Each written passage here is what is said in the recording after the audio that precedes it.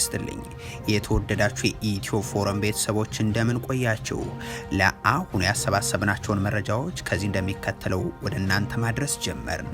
ዋና ዋናዎቹን በቅድሚያ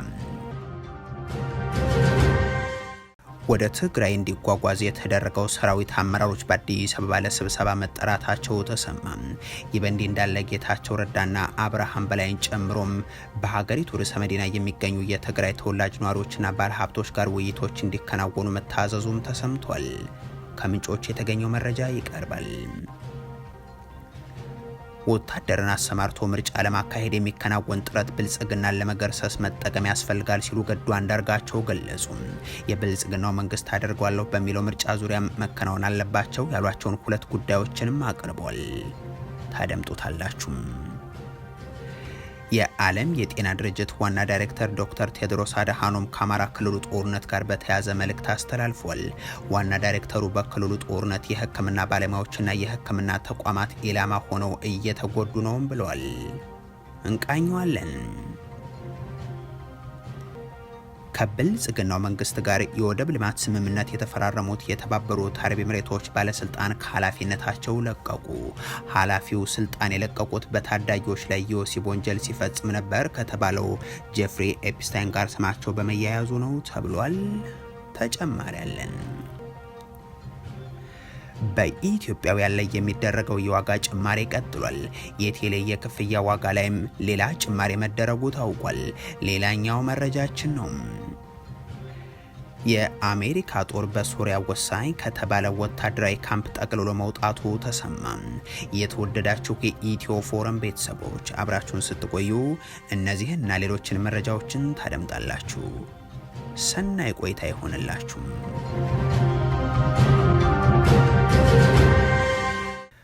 ወደ ትግራይ ዙሪያ እንዲጓጓዝ የተደረገው ሰራዊት አመራሮች በአዲስ አበባ ለስብሰባ መጠራታቸው ተሰማ። ይህ በእንዲህ እንዳለ አቶ ጌታቸው ረዳና አብርሃም በላይን ጨምሮ ሌሎችም አመራሮች የሚመሯቸው የትግራይ ተወላጅ ነዋሪዎችና ባለሀብቶች የሚወያዩባቸው መድረኮች እንዲዘጋጁ መታዘዙም ተሰምቷል።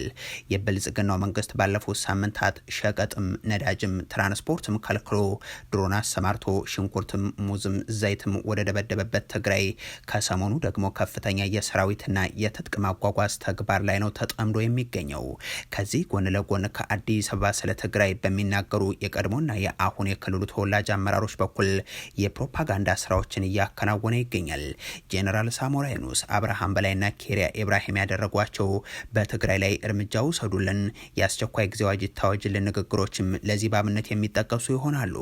አገዛዙ በተለይም በሳምንቱ መጨረሻ ባሉ በእነዚህ ቀናት ደግሞ ከዚህ የትግራይ ጉዳይ ጋር በተያያዘ ስብሰባዎችን ማዘጋጀቱን የኢትዮ ፎረም ምንጮች ገልጿል። ቀዳሚው ወደ ትግራይ ዙሪያም ከኦሮሚያም ይሁን ከአማራ ክልል እንደዚሁም ከሌሎች የሀገሪቱ አካባቢዎች ሲጓጓዝ የሰነበተው የአገዛዙ ሰራዊት አዛዦችን የተመለከተ ነው። አንድ የሰራዊቱ አመራር ሲገልጹልንም የመከላከያ ሰራዊት በእነዚህ አካባቢዎች እንዲንቀሳቀሱ የተደረጉ የኮርና የእዝ አዛዥ መኮንኖችም ለስብሰባ ወደ አዲስ አበባ ተጠርተዋል በማለት ነው። ዋነኛ ዓላማው በግልጽ ባይብራራም ኦሪንቴሽን እንደሚሆን ግን ግምታቸውን በማስቀመጥ ወታደራዊ አዛዡ አሁን በትግራይ ዙሪያ እንዲሰፍር የተደረገው የሰራዊት አሰላለፍን ሲያብራሩም በምዕራባዊ ትግራይ አቅጣጫ ከወለጋ አካባቢ ጭምር የተንቀሳቀሰው የምዕራብ እዝናም በአማራ ክልል ስምሪት ውስጥ የሚገኘው የሰሜን ምዕራብ እዝ ክፍሎች እንደዚሁም በቅርቡ እንደ አዲስ የተደራጁ የሰራዊቱ ክፍሎች ይገኛሉ በማለት ነው። በሌላ በኩል በራያና አፋር አዋሳኝ አካባቢ ደግሞ የሰሜን ምስራቅ እዝና የ11ኛ እዝ የሰራዊቱ ክፍሎችና ሌሎችም እንዲሰፍሩ መደረጉ ሰምቷል።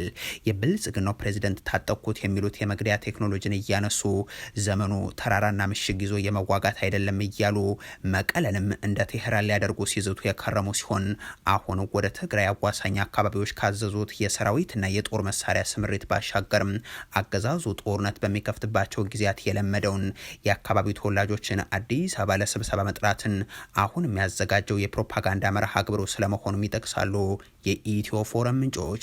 እነዚህም ስብሰባዎች ከትግራይ ተወላጆች ተወካዮች እንደዚሁም በአዲስ አበባ ከሚገኙ የትግራይ ተወላጅ ባለሀብቶች ጋር በሚል የተጠሩ ስለመሆናቸው አክሏል።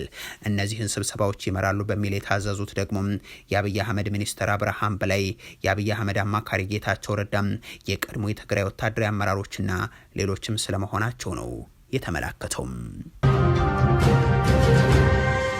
የዓለም የጤና ድርጅት ዋና ዳይሬክተር ዶክተር ቴድሮስ አድሃኖም ከአማራ ክልሉ ጦርነት ጋር በተያያዘ መልእክት አስተላልፏል። ዋና ዳይሬክተሩ በክልሉ ጦርነት የሕክምና ባለሙያዎችና የሕክምና ተቋማት ኢላማ ሆነው እየተጎዱ ነው ብለዋል። ከቀናት በፊት በክልሉ ርዕሰ መዲና ቀበሌ 14 ተብሎ በሚጠራው አካባቢ ወደ ስራ በማምራት ላይ እያሉ ታርጋ በሌለው መኪና ያገዛዙ ወታደሮች አስቁመው የወሰዷቸው ዶክተር ጸጋሁን ስሜም የመከላከያ ሰራዊቱ 102ኛ ልዩ ኮማንዶ ካምፕ ወደሚገኝበት ቤዛዊ ተብሎ ወደሚጠራው የከተማዋ ክፍል ከተወሰዱ በኋላ ተገድለው ለባለቤታቸውም ተደውሎ መታቸው አስከሬናቸውን ውሰዱ እንደተባሉ መዘገባችን የሚታወስ ነው። በኢትዮጵያ ውስጥ የሚካሄደው ጦርነት እንዲቆም ጠይቋል። የኢትዮጵያ ጎረቤቶችም ጦርነት እንዲቀር አሸማግሎ ብለው ልከዋል በሚል በጦረኛው የብልጽግናው አገዛዝ ከስልጣናቸው ጭምር እንዲነሱ ዘመቻ ተከፍቶባቸው የነበሩት የዓለም የጤና ድርጅት ዋና ዳይሬክተር ዶክተር ቴድሮስ አድሃኖም በአማራ ክልሉ ጦርነትና ባስከተለው ቀውስ ላይ የሚያወጧቸው መግለጫዎችንም ከዚህ ጋር አያይዘው ቀጥሏል። በኢትዮጵያ የአማራ ክልል ግጭት ከተቀሰቀሰ ጀምሮ በጤና ባለሙያዎች ላይ ያነጣጠሩ አስደንጋጭ ጥቃቶች ማለትም እስራት፣ ድብደባና ግድያም እየተፈጸመ መሆኑን የጠቀሱት ዶክተር ቴድሮስ ጉዳዩንም አሳሳቢ ብለውታል። ማሳያ አድርገው ሲጠቅሱም ጥር 27 2018 ዶክተር ጸጋሁን ስሜ በባህር ዳር በጸጥታ ኃይሎች ተወስደው ከቆዩ በኋላ አስከሬናቸው መገኘቱን ነው። በአማራ ክልል ያለው ጦርነት ሆስፒታሎች ላይ ጉዳትን አስከትሏል፣ የረድኤት ሰራተኞችንም ህይወት ቀጥፏልም ብለዋል። የብልጽግናው አገዛዝ ኢንተርኔትና የቴሌኮም አገልግሎትን ዘግቶ ሲዋጋ መሰንበቱም ይታወሳል። ይህንን በማስመልከትም ዋና ዳይሬክተሩም በአማራ ክልል የኢንተርኔት መቋረጥ መረጃ የማግኘት እድልን ገድቦታል ብለዋል። በመሆኑም እነዚህ ድርጊቶች በአስቸኳይ በገለልተኛ አካል ሊመረመሩ ይገባል፣ የጤና ተቋማትና የጤና ባለሙያዎችም የጥቃት ኢላማ መሆናቸው ሊያበቃ ይገባል ሲሉ ጽፏል።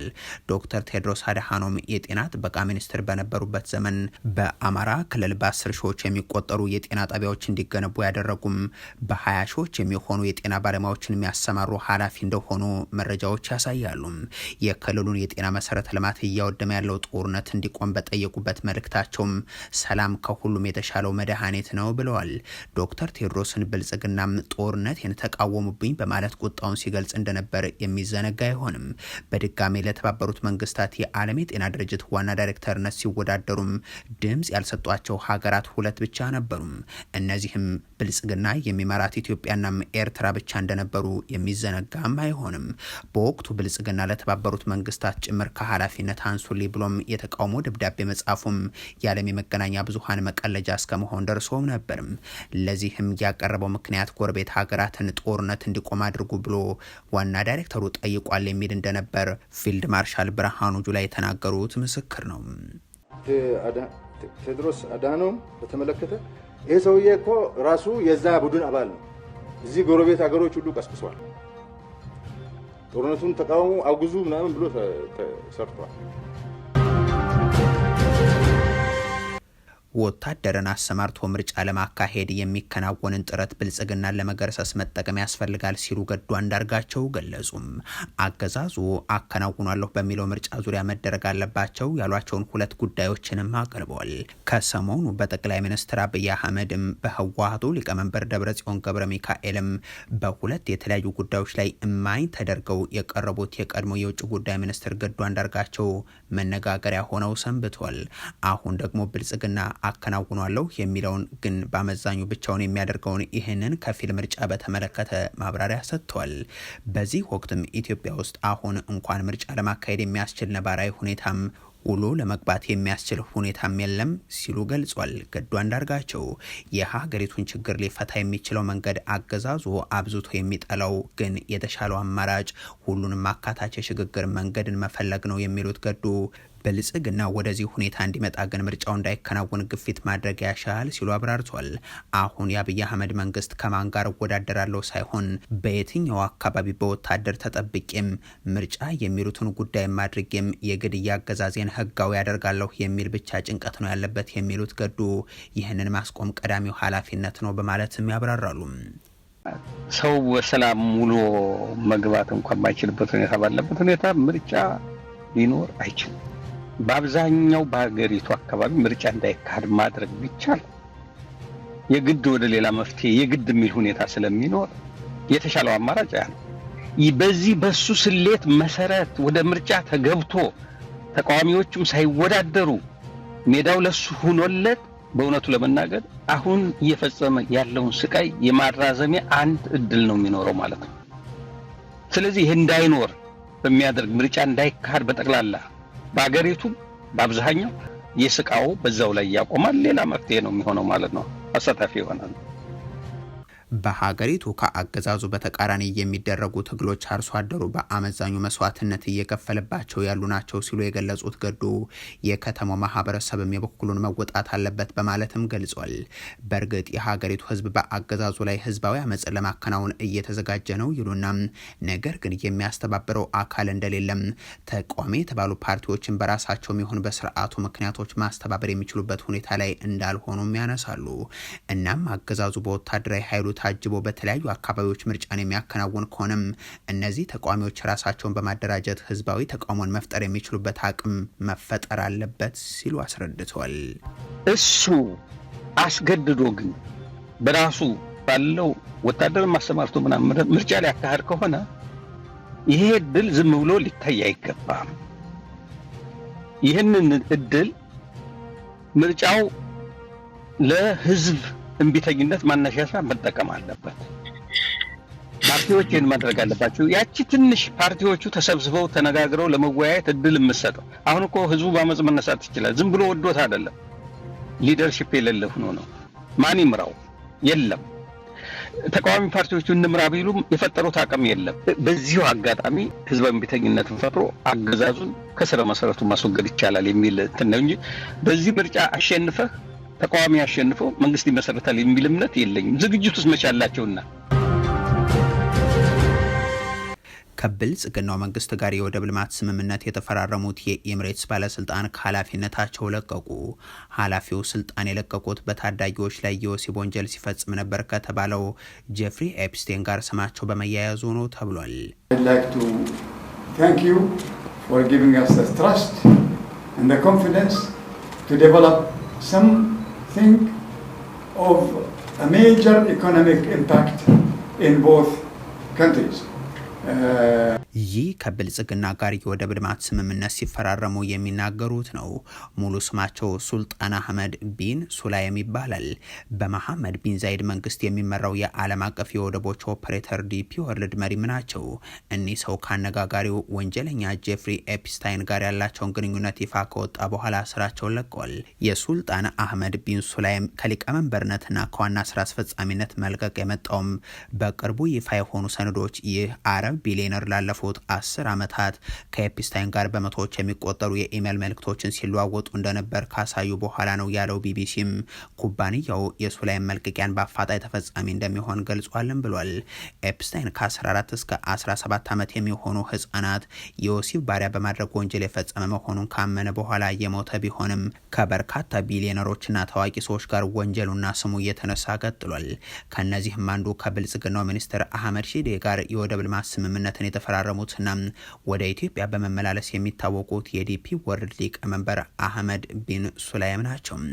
በመሐመድ ቢን ዛይድ አገዛዝ ባለቤትነት የሚተዳደረው በ6 አህጉራት የወደብ ተርሚናሎችን የሚያንቀሳቅሰው ይህ የሎጂስቲክስ ግዙፍ ተቋም ከሚሰራባቸው ኩባንያዎች ባለፉት ቀናት ጠንካራ ጫና ሲያርፍበት ቆይቷል። በዚህ ሳምንት መጀመሪያ ላይ የብሪታንያ የልማት ፋይናንስ ኤጀንሲና የካናዳ ሁለተኛው ትልቁ የጡረታ ፈንድ በድርጅቱ ውስጥ የሚያደርጉትን አዲስ ኢንቨስትመንት ማገዳቸውንም ገልጸው ነበር። የኤፕስቴን ሰነዶች በባህረ ሰላጤው አካባቢ ከፍተኛ ተጽዕኖ ካላቸው የንግድ ሰዎች አንዱ በሆኑት ሱላይምና በኤፕስታይን መካከል የነበረውን ጥብቅና ሰፊ ግንኙነት ያሳያሉ ያለው ቢቢሲም ኤፕስታይን ሱላይምን ከፖለቲካና ከንግድ ዓለም ታዋቂ ሰዎች ጋር በኢሜይል ያስተዋውቃቸው እንደነበርና ሱላይም በ2016 ለልዑል ዊሊያም የለንደን ጌትዌይ ወደብን እንዳስጎበኙም ያመለክታል። በኢትዮጵያውያን ላይ የሚደረገው የዋጋ ጭማሪ ቀጥሏል። የቴሌ የክፍያ ዋጋ ላይም ሌላ ጭማሪ መደረጉ ታውቋል።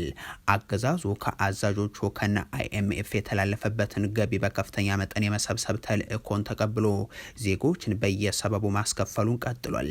ከ3 ወራት በፊት የሚኒስትሮች ምክር ቤት ያስተዋወቀው ሌላ ከዜጎች ገንዘብ የመጠየቂያ መንገድን ይፋ ማድረጉ የሚታወስ ሲሆን ይህም በቅርቡ በትግራይና በደብረ ብርሃን በቲክቶከሮች ሳይቀር የተሰባሰበን እርዳታ ህገ ወጦች ናችሁ ብሎ ለዘረፈው ተቋም ገቢ የሚሆን ነው። ከተያዘው የካቲት መጀመሪያ አንስቶ ከእያንዳንዱ ዜጋ ተጨማሪ ገንዘብ ማስከፈል ሊጀመር መሆኑና ይህም ለዚህ የኢትዮጵያ የአደጋ ስጋት ምላሽ ፈንድ የሚውል እንደሆነም መዘገባችን አይዘነጋም። በዚህም መሰረት ከድምጽና ከዳታ ከኢትዮ ቴሌኮም የሚሆን ከሳፋሪኮም 5% ክፍያውን ማስከፈል ተጀምሯል። ብልጽግና የሀገሪቱን የአደጋ መከላከልና የመቋቋም አቅም በራስ አቅም መገንባት ያለበትን ምክንያት አቅርቦ ከ16 የገቢ ምንጮች ቋሚ ሀብትን ለመሰብሰብ መወሰኑም ይታወሳል። ከሀገር ውስጥ የአየር በረራ በአንድ ትኬት 100 ብር ማስከፈል ይጀምራል። ከዲጂታል ባንኪንግ አገልግሎት ገቢም 5% ብልጽግናው ከቀናት በኋላ መሰብሰብ እንደሚጀምር ይጠበቃል። ከእያንዳንዱ ሊትር ነዳጅ ሽያጭም 1 ብር መሰብሰብ የሚጀመር ይሆናል። ከፓስፖርት፣ ቪዛ፣ የንግድ ፍቃድ ሰነዶች ማረጋገጫ ከሌሎችም ይህ ገቢ ማሰባሰብ ይከናወናል። እነዚህን እና መሰል ክፍያዎችን እንዲከፍሉ የሚገደዱ ተቋማትም ገንዘቡን ከተጠቃሚው የሚጠይቁም ይሆናል። በቅርቡ የነዳጅም የቴሌኮም አገልግሎት ሰጪ ተቋማትም ጭማሪዎች መደረጋቸውም ይታወሳል። የአሜሪካ ጦር ከወታደራዊ ሰፈሩ ጠቅልሎ ለመውጣቱ ተሰማ። የሀገሪቱ ጦር ባሳለፍነው ሐሙስ ነው ከሶሪያ ወሳኝ ከሆነውናም አልታንፍ ከተባለው ወታደራዊ ካምፕ ወጥቷል የተባለው። የሀገሪቱ ጦር ለቆ የወጣው ወታደራዊ ካምፕን ለሶሪያ ጦር ማስረከቡን ማሳውቋል። አሜሪካና ሶሪያ በቅርቡ የሁለቱን ሀገራት ወታደራዊ ትብብር የሚያጠናክር ስምምነት መፈራረማቸው ይታወሳል። አልታንፍ ወታደራዊ የጦር ሰፈርም በሶሪያ በዮርዳኖስና በኢራቅ ድንበር አካባቢ የሚገኝ ነው። ይህ ወታደራዊ የጦር ሰፈሩ የተመሰረተው በአውሮፓውያኑ 2014 ሶሪያ የእርስ በርስ ጦርነት ላይ በነበረችበት ወቅትም ነው።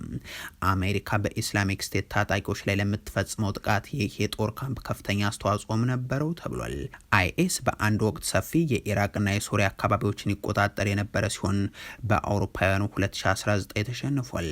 ከዛ በኋላ ግን የጦር ሰፈሩ የሚገኘው ደማስቆና ቴህራንን በሚያገናኘው መንገድ አቅራቢያ በመሆኑ አሜሪካ ከኢራን ጋር ላላት ፍጥጫ ስትራቴጂክ ስፍራ በመሆን እያገለገለ ነበር።